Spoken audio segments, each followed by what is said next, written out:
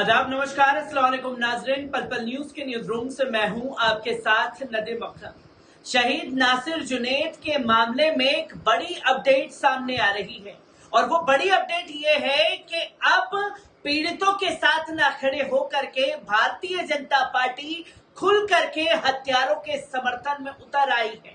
क्योंकि एक तरफ कल तस्वीर सामने आई कि मेवात के इलाके में पूरी तरीके से 3 दिन के लिए इंटरनेट सेवाएं बाधित कर दी गई है।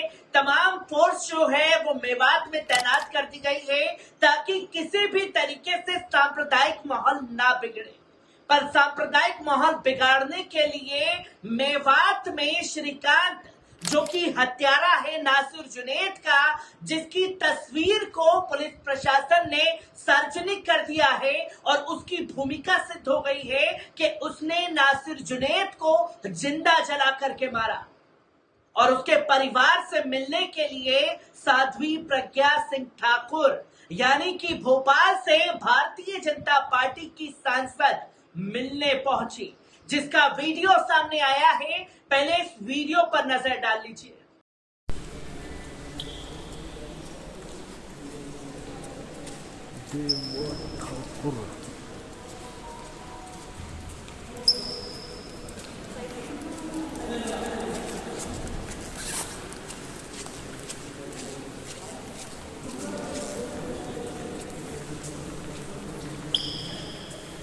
तो दोस्तों, आपने देखा कि मेवात की सरजमी पर कल माहौल खराब करने के लिए साध्वी प्रज्ञा सिंह ठाकुर जैसे लोग पहुंचे और खुल करके भारतीय जनता पार्टी का ये चेहरा तो मुस्लिम विरोधी हर बार सामने आया है। पर अब सवाल ये खड़ा हो जाता है कि जब इंटरनेट सेवाएं 3 दिन के लिए बाधित हैं, तो कैसे मेवात से खुद सोशल मीडिया के जरिए साध्वी प्रज्ञा सिंह ठाकुर के अनुभक्तों द्वारा इस वीडियो को सार्वजनिक किया गया, जो कि पूरे तौर से धज्जियां उड़ा रहा है। संविधान की और पुलिस प्रशासन किस तरह से मुस्तैद है, ये भी तस्वीरें दिखाता है। तो वहीं ये कोई पहला चेहरा नहीं है जहां मुस्लिमों की हत्या पर भारतीय जनता पार्टी उनके हत्यारों के साथ ना खड़ी हुई हो।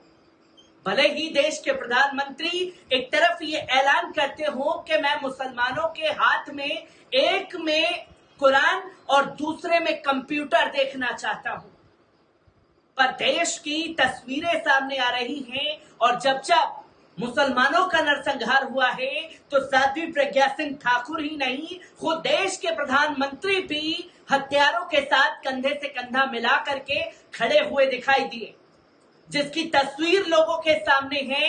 आपके सामने स्क्रीन पर यह तस्वीर जहां देश के प्रधानमंत्री आंग सान सू की से मुलाकात करने के दौरान है और ये उस वक्त की तस्वीरें हैं जब म्यांमार में रोहिंग्या मुसलमानों का नरसंहार किया जा रहा था। तो वहीं दूसरी तस्वीर आपकी स्क्रीन पर होगी, भारतीय जनता पार्टी के एमपी जो खुद सलीमुद्दीन के लिंचिंग के हथियारों को मिठाई और माला पहनाते हुए दिखाई दिए। तो वहीं तीसरी तस्वीर आपके सामने गुजरात के भारतीय जनता पार्टी के एमएलए की है। वो एमएलए जो ब्राह्मण संस्कारी बताता है, खासतौर पर बिल्किस बानो के रेपिस्टों को, और उनका किस तरीके से स्वागत होता है, ये भी तस्वीरें देश की जनता बखूबी देख रही है। पर भारतीय जनता पार्टी का तो मुस्लिम विरोधी एजेंडा देश और दुनिया के सामने है। पर सवाल उन लोगों के ऊपर खड़े हो रहे हैं जहां हत्यारों के परिवार से साध्वी प्रज्ञा सिंह ठाकुर मिल सकती है, तो अभी तक क्यों कांग्रेस के राहुल गांधी, चाहे प्रियंका गांधी हो, और वहीं राजस्थान के सीएम अशोक गहलोत ही क्यों ना हो, वो अभी तक नासिर जुनैद के परिवार से मिलने क्यों नहीं पहुंचे हैं? और नासिर जुनैद को अल्पसंख्यक क्यों कहा जा रहा है, जिसके ऊपर सवाल खड़े किए खुद आरजेडी के सांसद मनोज झा ने। क्या कुछ कहा है, पहले उनके बयान पर नजर डालिए। अक्सर मैं देखता हूं लोग साफ तौर पर मुसलमान नाम लेने से बचते हैं, अल्पसंख्यक उस कैटेगरी का ज्यादा इस्तेमाल करते हैं। खुल के बोलिए, खुल के बोलिए। आप लाद लपेट के साथ बोलने का टाइम नहीं है। खुल के अगर आप नहीं बोलेंगे, तकरीबन 20% की आबादी है, यानी कि 5 व्यक्ति के घर में 1 व्यक्ति मुसलमान है। अगर मैं इसको थोड़ा अंकगणित में समझाऊं तो 5 बच्चे में से अगर 1 बच्चे के लिए, उसके दर्द के लिए आप नहीं सोच रहे, नहीं देख रहे, अब तो घर में खुद आग लगा रहे हैं। और ये आग ऐसी है जिसके लिए कोई अग्निशामक यंत्र काम नहीं आता। फिर हम सब बैठ करके कब्रिस्तान में बैठ करके कहेंगे कि ये क्या किया हमने अपने साथ, अपने देश के साथ। तो एक तो मुझको लगता है कि पॉलिटिकल पार्टीज को, सारी पॉलिटिकल पार्टीज को, सब अभी भरतपुर में हूं मैं, देख रहा हूं लोग नाम नहीं ले रहे हैं। साहब बोलो ना, नासिर जुनैद, क्या लग रहा है इसको बोलने में? कोई फर्क नहीं पड़ेगा अगर आप ये समझते हैं कि इन मामलों में चुप्पी रख करके और एक सॉफ्ट वर्जन ऑफ हिंदुत्व, वो सब काम नहीं करेगा। जब ओरिजिनल रहेगा तो फेक और फोटोकॉपी किसी को नहीं चाहिए। फोटोकॉपी क्यों बनना है? एक और इलेक्शन हार जाए, यही होगा ना। 3 इलेक्शन लगातार हार जाएगा, कम से कम देश तो नहीं हारेंगे ना। ये तो लगेगा ना कि 40, 42, 45% लोग अभी भी उस राजनीति के साथ नहीं है, खुल करके बोल रहे हैं। वो मादा, वो मिजाज मुझको लगता है तैयार करना होगा। और ये जो अक्सर नफा नुकसान वाली चीजों के कारण बहुत, शाम की डिबेट क्यों जाना जरूरी है? मेरी पार्टी ने लगभग छोड़ दिया। क्यों जाए उस डिबेट में जिसमें, जैसा कि आपने कहा, क्या कीजिए, सब कुछ पहले से तय है। और मैं तो अपने कई सारे मेरे मित्र हैं एंकर।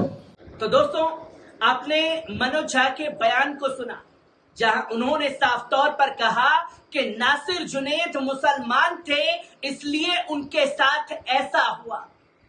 आप मुसलमान को अल्पसंख्यक नहीं कह सकते।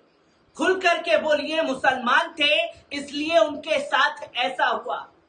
क्या अब जो सॉफ्ट हिंदुत्व का कार्ड खेलने की कोशिश कर रहे हैं, वो खुल करके नासिर जुनैद के समर्थन में उतरेंगे? किस तरीके से तमाम तस्वीरें और रिपोर्ट सामने आई है, एक बार इस पर नजर डालते हैं। मध्य प्रदेश सांसद प्रज्ञा ठाकुर सोमवार को नूह के शहीद हसन खान मेडिकल कॉलेज में जुनैद नासिर हत्याकांड के आरोपी श्रीकांत की पत्नी से मिलने पहुंची। इस दौरान पुलिस प्रशासन पूरी तरीके से सतर्क नजर आया और मेडिकल कॉलेज में भारी पुलिस बल तैनात किया गया। उन्होंने मेडिकल कॉलेज में उपचाराधीन श्रीकांत की पत्नी को जल्द स्वस्थ होने के साथ हर संभव मदद का भरोसा दिया है और साफ शब्दों में कहा कि किसी भी प्रकार से घबराने की जरूरत नहीं है। राजस्थान पुलिस ने जो कृत्य किया है वे असहनीय है। इसे किसी सूरत पे बर्दाश्त नहीं किया जाएगा। इस तरह नाजायज परेशान करना व महिला के साथ मारपीट करके उसके गर्भ को गिरा देना, इससे बड़ा पाप नहीं हो सकता।